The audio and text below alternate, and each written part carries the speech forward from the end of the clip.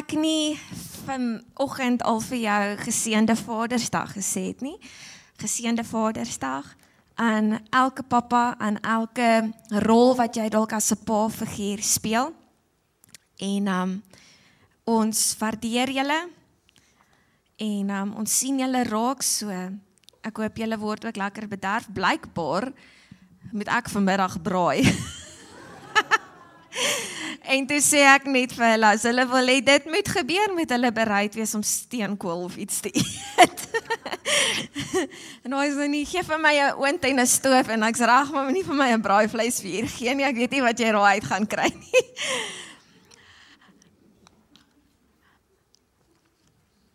Alle grappies op 'n stokkie. Ek wil vanoggend begin om te sê dat hoe donkerder hierdie samelewing van ons word, hoe meer besef ek dat die rol van 'n pa word onderskat. En the enemy hates unity. Hy haat eenheid. Hy haat eenheid tussen families. En wat doen hy? Hy begin by die pa. Want as hy die pa kan afbring, dan het hy die hele huishouding afgebring. Want hoekom? En die skrif sê vir ons in Efesiërs 5 vers 23, dat God het die vaders as die hoof van die huis aangestel. En dit is skrikwekkend om te sien dat mense hoor meer van paas wat nie hulle verantwoordelikheid nakom nie. Mense hoor meer sleg van die paas as wat 'n mens eintlik goeie dinge van die paas hoor. En dis vir my sad. Dis hartseer.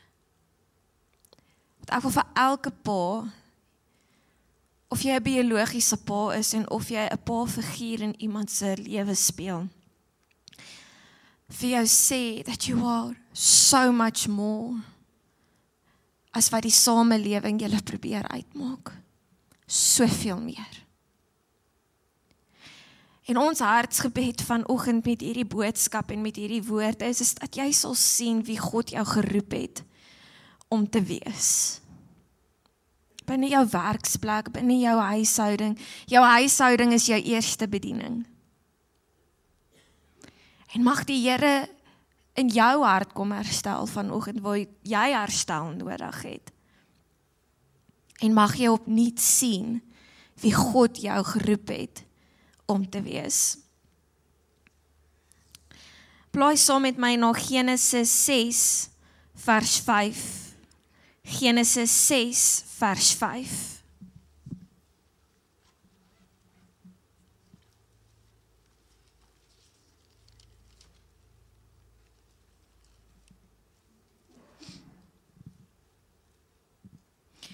Ons almal ken die verhaal van Noag.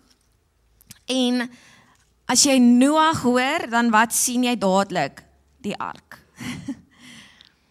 En toe ek daaraan dink, toe besef ek, maar mense sien Noag net vir die feit vir die ark wat hy gebou het.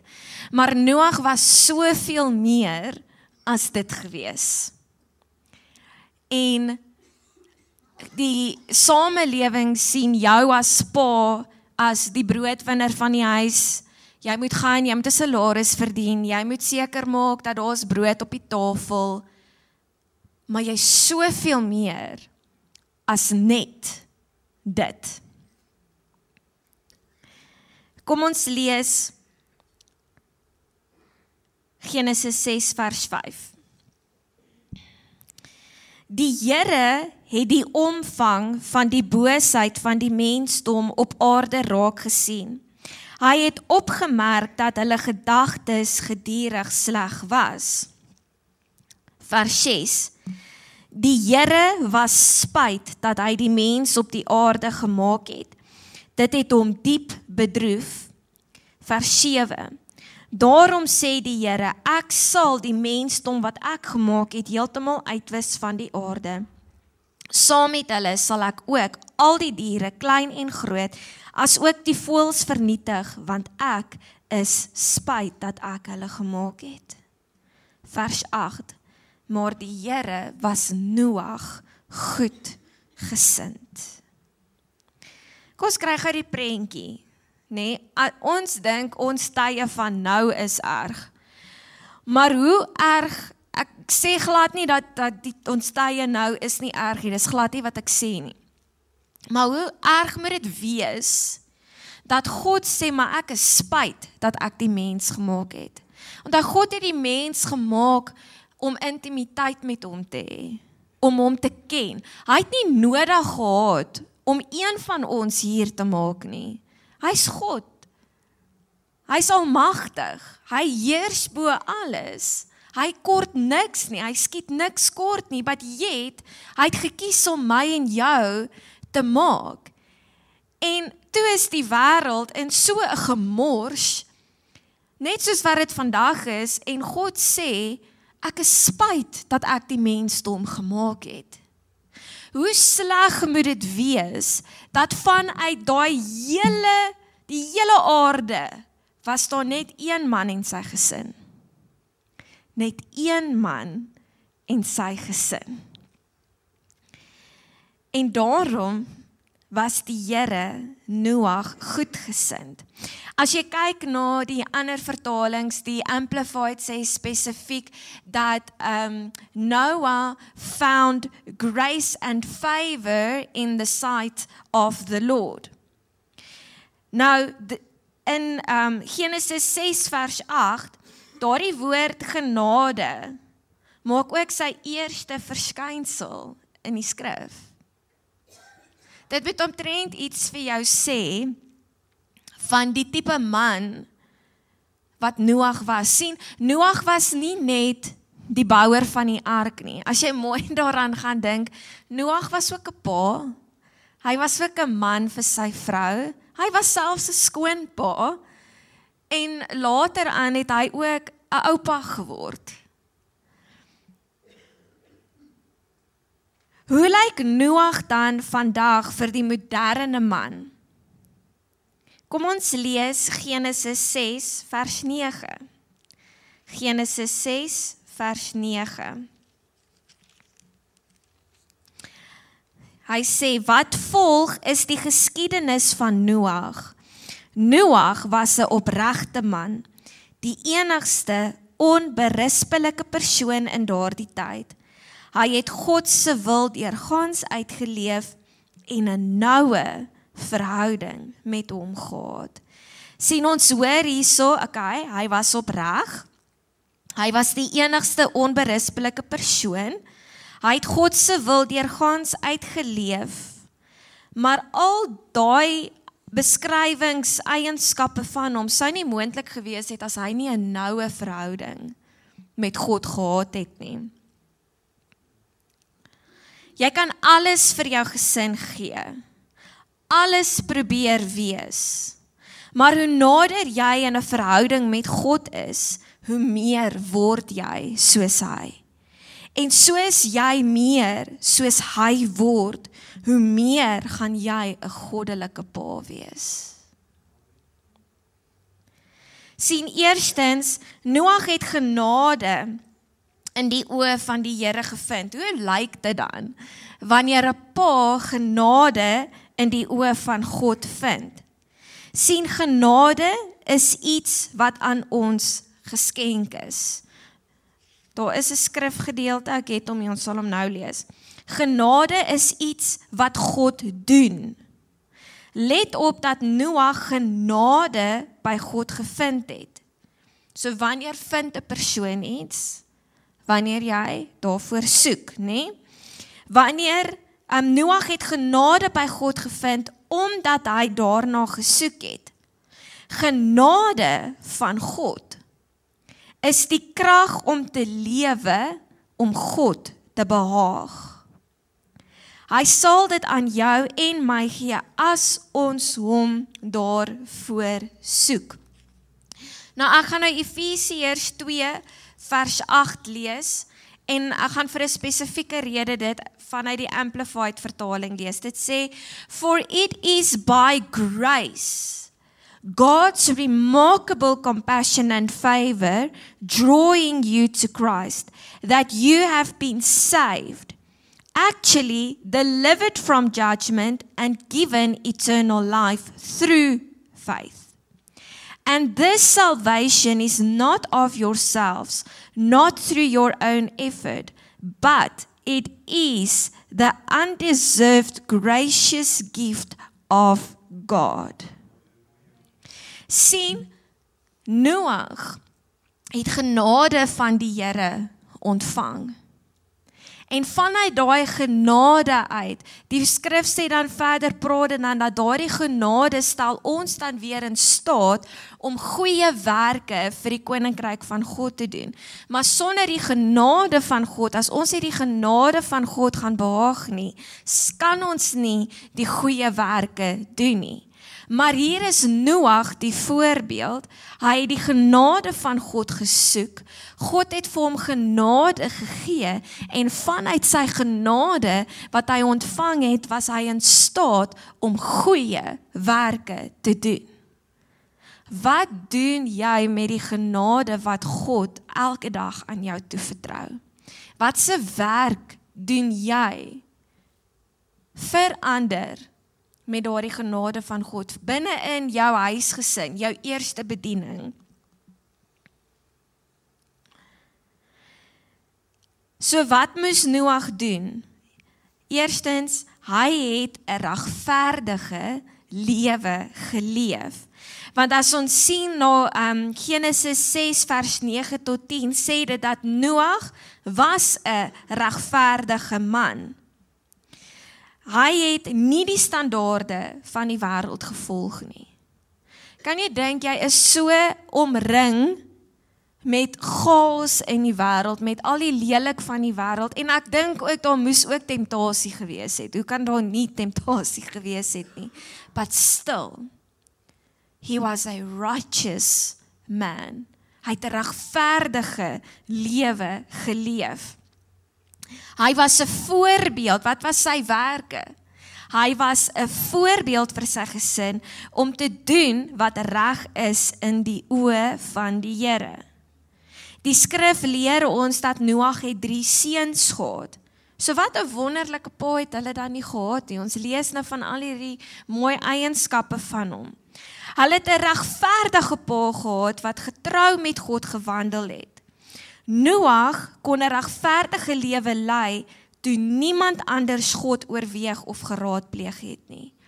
Onder daardie omstandighede het Noag steeds daarin geslaag om 'n regverdige lewe te lei. Lei jy 'n regverdige lewe? Sien, as jy uit die huis uit gaan en jy is by jou werksplek, temptasie gebeur links en regs, are you still living a righteous life? Sodat jy ook 'n voorbeeld vir jou kinders kan wees. Sien, ons het gelees dat hy was 'n onberispelike man gewees. Binne hierdie konteks beteken onberispelik, onbesmet. Met God se hulp het Noag 'n onbesmette lewe geleef.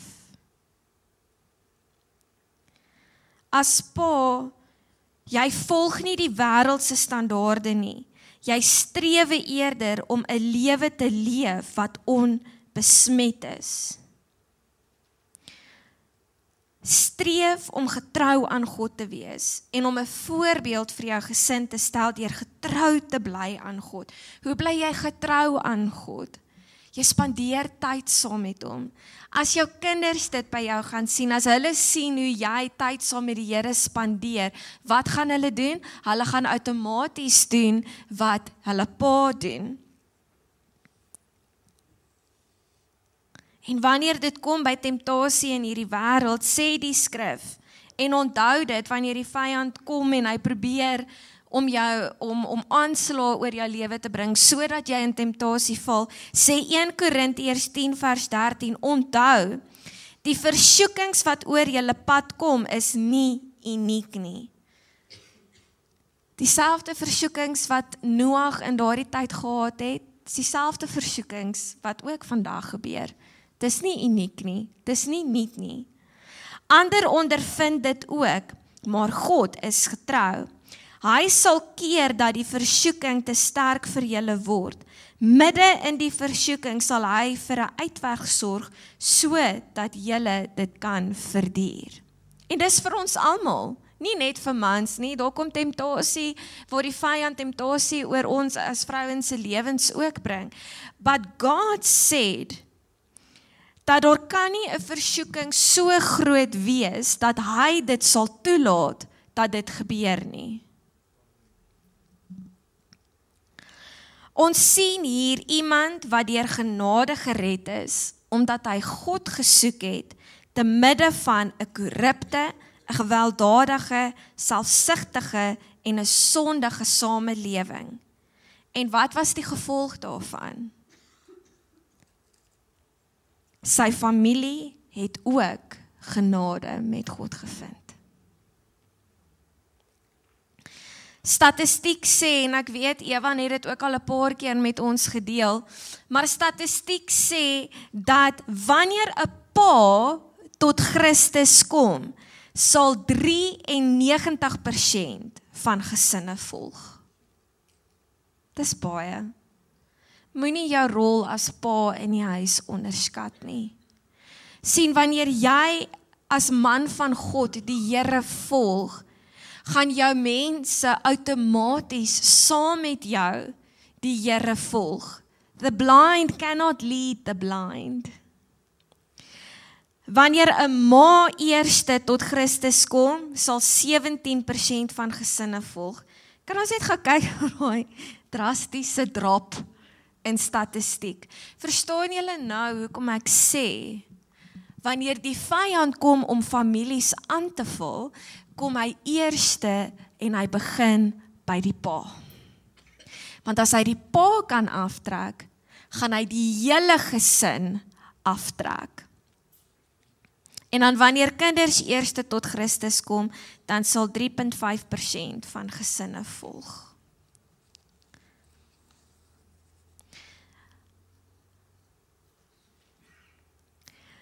Dan, wat Noag ook gedoen het is, Noag het nie sy eie pa en die van die samelewing se voorbeeld gevolg nie. Ek het Psalm 78 vers 5 gaan lees, maar kom ons maak gou daar oop. En terwyl ek toe nou Psalm 78 vers 5 lees, toe staan 'n gedeelte wat my toe nou nogal tref. En die vraag het toe ontstaan, maar wat se pa het Noag dan gehad? Weet, want ons praat nou van jou gesin sal jou volg en so aan. En kom die vraag nogal op, né? Hoe was sy pa gewees? So die skrif sê Psalm 78, laat ek ook nou self hierso uitkom, Psalm 78.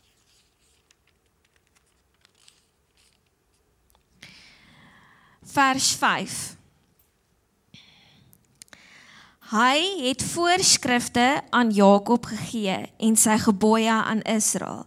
Hy het ons voorouers beveel om dit aan hulle kinders te leer. Vers 6. Sodat die volgende geslag dit kan ken en selfs die ongebore kinders weer hulle kinders kan leer. Vers 7. So sal julle op God kan hoop, die werke van God nie vergeet nie, maar sy bevele gehoorsaam. Vers 8. En nie soos hulle voorouers wees nie.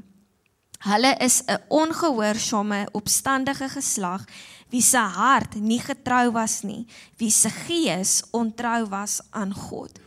En toe ek dit lees, te wonder ek nou maar hoe was Noag se vorige geslag gewees? Hoe was sy pa gewees? As hy dan nou hierdie merkwaardige man was, hoe was sy pa?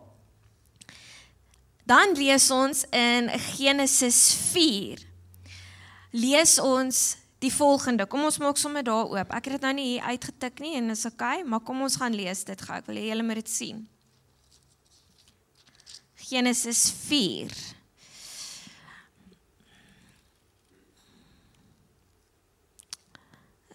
Gaan nou vir julle sê. Dis hy. Genesis 4 vers 23. Vers 23.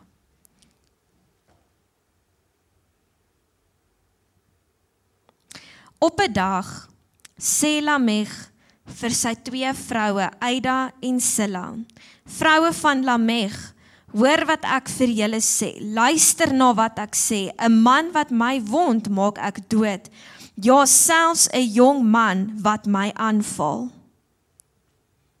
Sjoe. Sien julle the opposites, as ek nou die Engelse woord kan gebruik.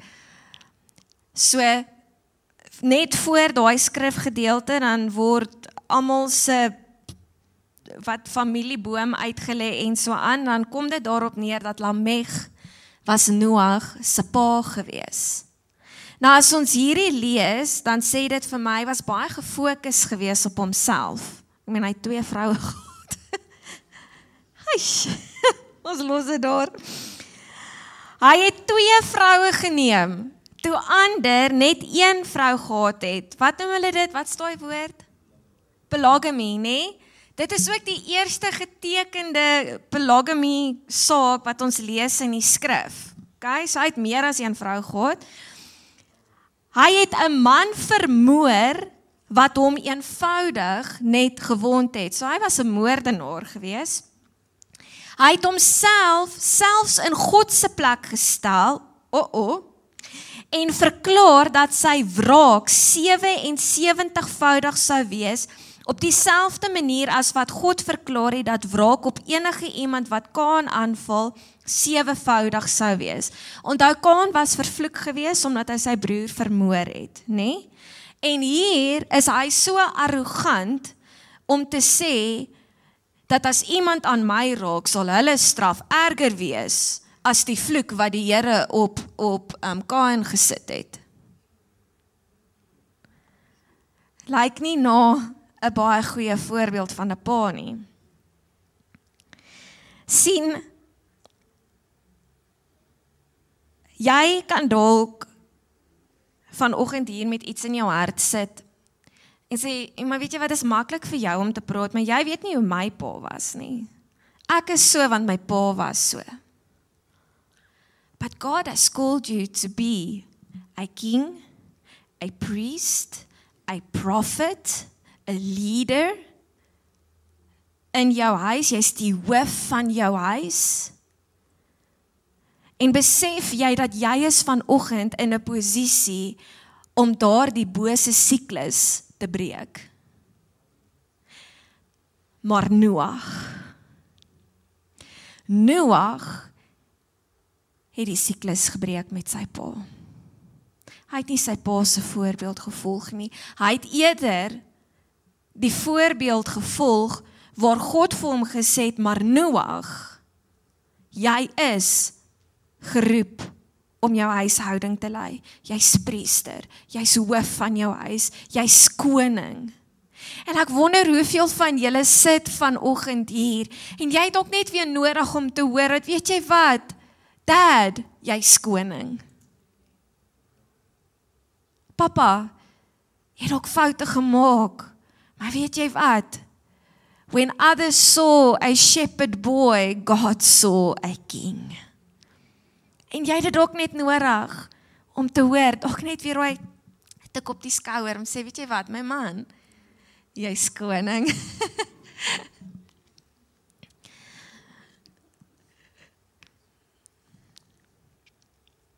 Wat was die verskil? Want as jy nou verder lees, in Genesis 5 vers 29, ons het nou net gelees oor die tipe man wat Noag se pa was, maar dan lees ons in Genesis 5 vers 29. Lamech het hierdie seun Noag genoem, want hy het gesê, hy sal ons opbeer in die vermoeiende handewerk wat ons moet doen op die grond wat die Here vervloek het. So, hy het geweet, daar's God, hy het die voorskrifte geken, as hy dan nou weet dat die grond van Adam en Eva se tyd af is vervloek, so hy het daarom iets geweet. Maar die verskil is die volgende. So Lameg het geglo in God. Hy het God se voorskrifte geken. Noag het ook in God geglo. Hy het ook God se voorskrifte geken. Die verskil is, hy het nie net gepraat nie, hy het dit toegepas ook. Jou kinders gaan nie op wat jy sê nie, maar op dit wat jy doen. Sien, julle kan elke oggend, kan julle huisgodsdienst sê, of julle kan dit elke aand, hoe ook al dit in julle huis is. Maar as jou kinders nie sien dat jy leef uit wat jy vir hulle gelees het nie, then they are not going to follow. Kinders gaan op wat hulle sien, op wat gedoen word. Nie op wat jy as ouer sê nie.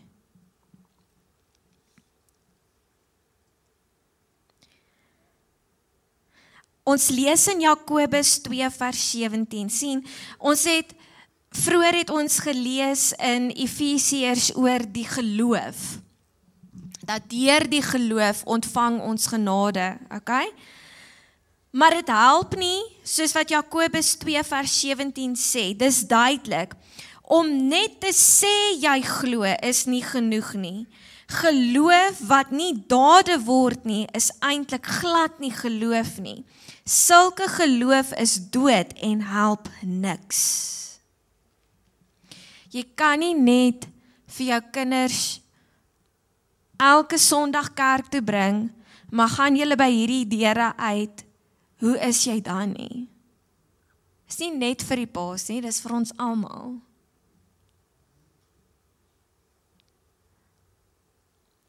Does your walk match your talk?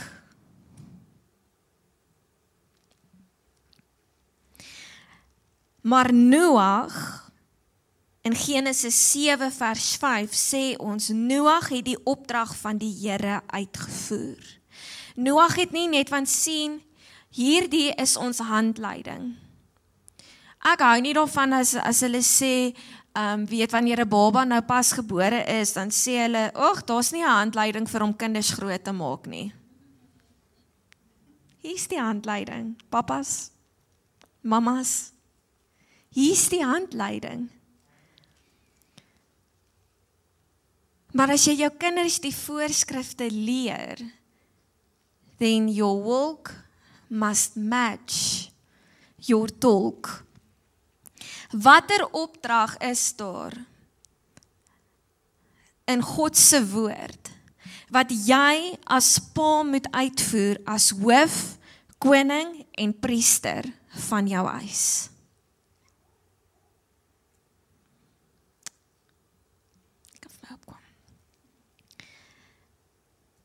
Sien paas, en ek sien dit in my eie man ook.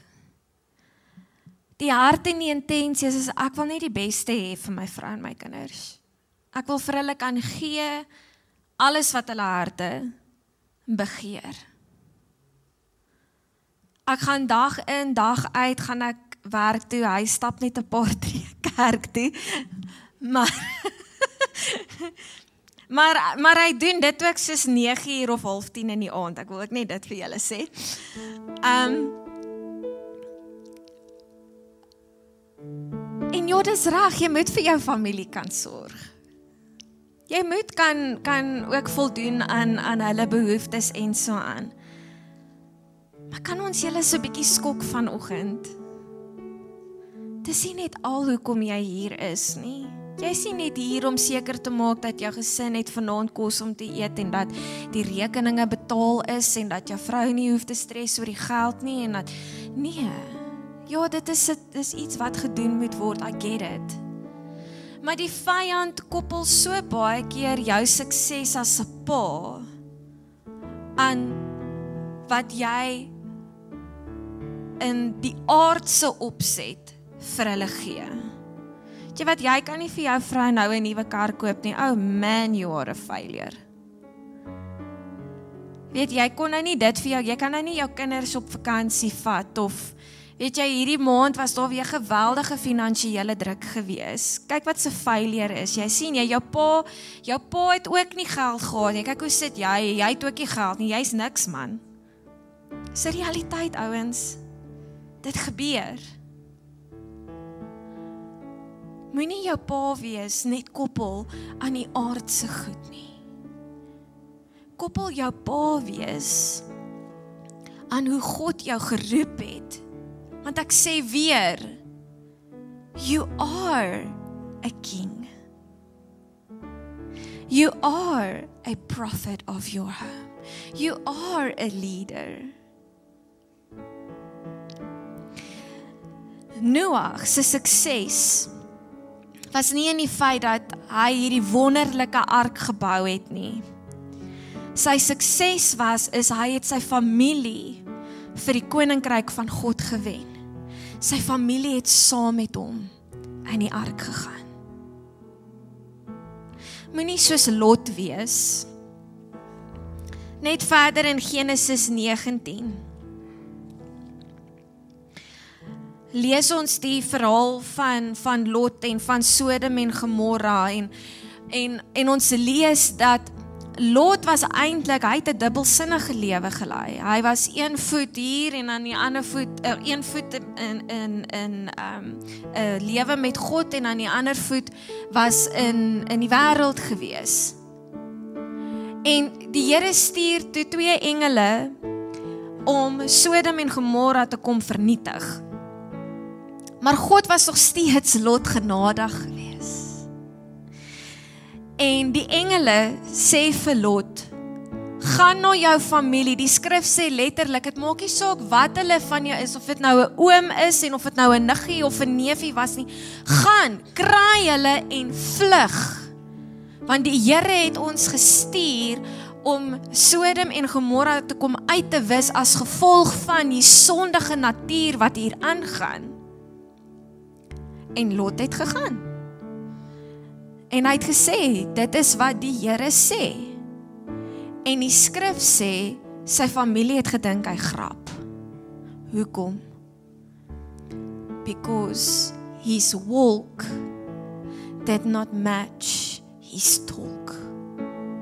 En dan lees ons verder dat die res van sy familie was uitgewis gewees. Ons lees dan dat sy vrou het wel saam gegaan, maar sy het teruggekyk en toe sy terugkyk, toe verander sy in 'n soutbelaar en op die ou einde is dit net Lot en sy 2 dogters wat die verwoesting ontsnap het. Maar die res van sy familie is verwoes. Jy kan al die suksesse in die wêreld hê. Jy kan die mooiste huis hê. Jy kan die mooiste kar ry. Jy kan 'n paar nulle in die bank hê. Maar wil die volgende aanhaal.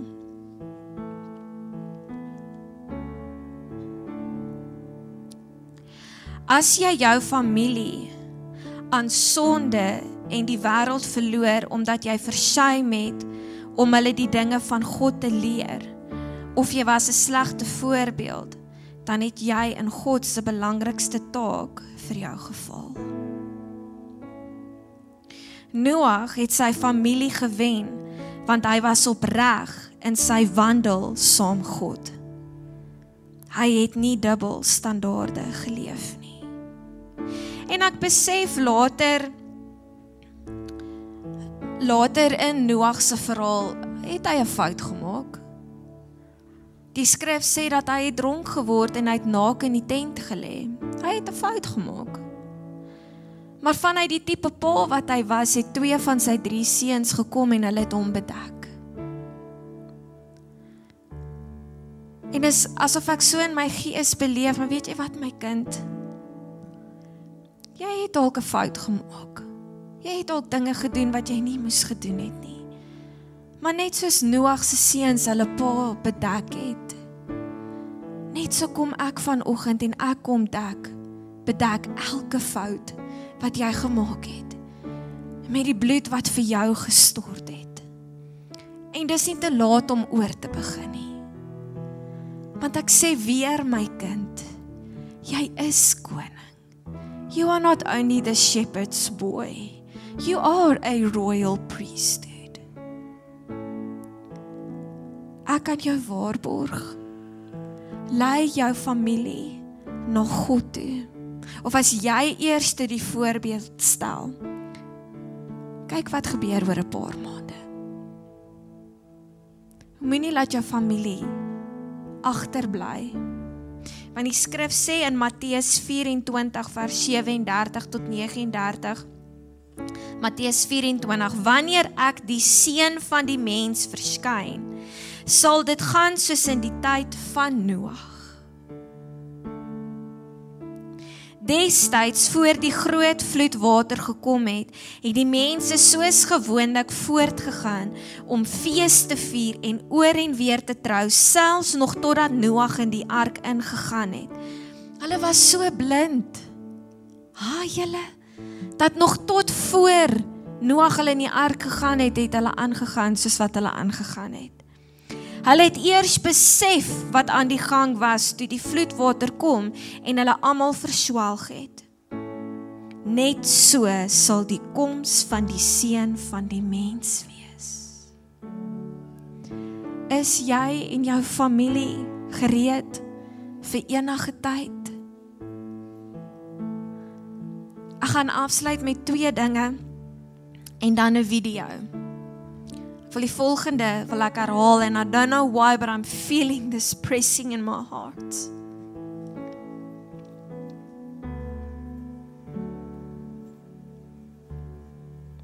Dad, you are king. You are a royal priesthood. You are not your mistakes.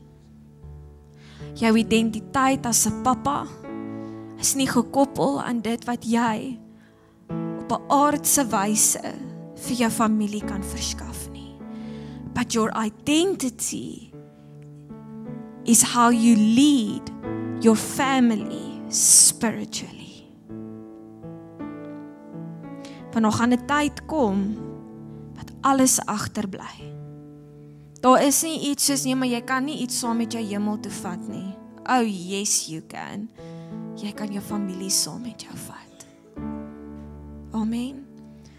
Kom ons kyk gou saam. Gebou. Elke pa staan gou vir my. Kinders, hierso nee, is chocolates. Nou, is 'n swaar emmertjie vol chocolates. Vat gou en gee vir elke oom wat staan. Gou 'n chocolate. Vat graas, vat sommer gou 1 of 2 kies, dan vat gou hardloop gou, gaan gee vir iemand gou 'n chocolate. Vandag. So. Paul, jy kan maar vir ons speel.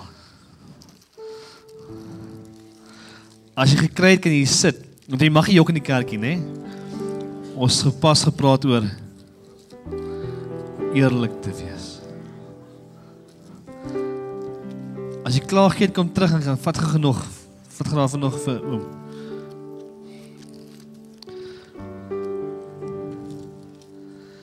Daar's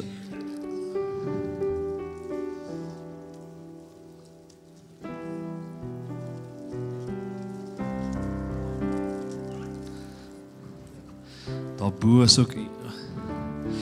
Dankie. Kyk, daar bo staan nog 'n paar.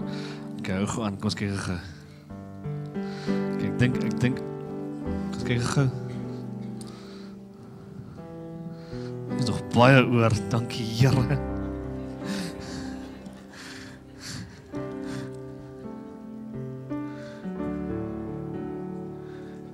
Almal gekry.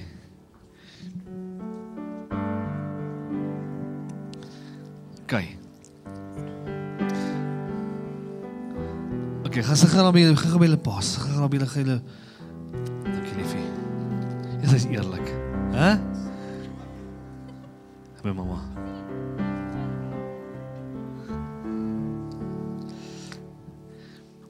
Ek sê al by jou ouers gegaan, as jy by ouers hier so is. Ek het gou vra families om by mekaar te sit, as jy 'n paar mense gou familie met familie te sit. Weet wat's incredible? Genesis 9, Noag is 'n awesome ou. En toe ek begin sit in nagmaal, Noag se legacy was 'n covenant gewees, 'n verbond gewees. Dit was nie net survival gewees nie. Ons het baie keer dit gegaan oor die ark, dit gegaan oor 'n verbond. Kyk wat gebeur toe hy klaar is, toe die water gesak het Noag nie survival geselebrate nie. Pa so baie keer, kom ons deur 'n storm, ons vat ons kinders en familie in die ark, en as ons uitkom, dan celebrate ek het dit gemaak. Nee? Sjoe, die storm is verby.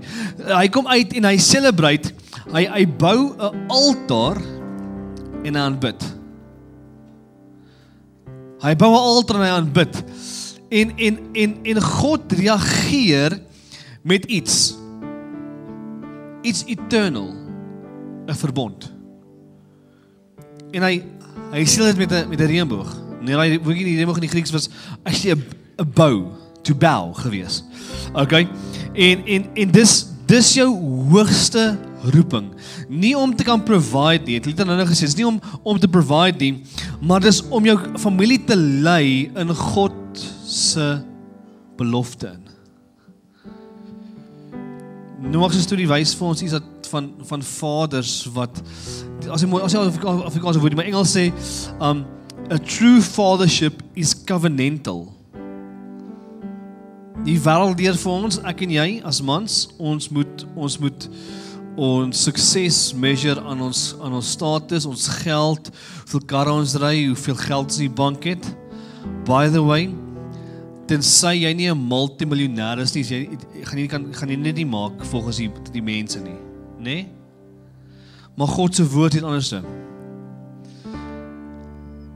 Sien, God meet my en jou sukses aan ons as jy het 'n woord, ons getrouheid aan sy verbond. Dis hoe ons sukses daaraan bou. Sien, Noag het sy seuns, gelees in Genesis 9, hy sy seuns geleer en sy kinders geleer om aan God getrou te wees. Ek en jy is geroep om ons families en kinders te leer om getrou te wees aan die bloedverbond van Jesus. Hier reg in die gebou, voor en agter is hier voor aan die kante is die nagmaal. Ek wil gou vra, gesin verband, kry gou vir jou nagmaal. Nog nie gebruik nie. So kry gou vir jou nagmaal hier voor. Die hele familie. Kry vir jou nagmaal, vinnig. En dan kom jy terug in sy plek toe. Ek wil iets spesifieks doen.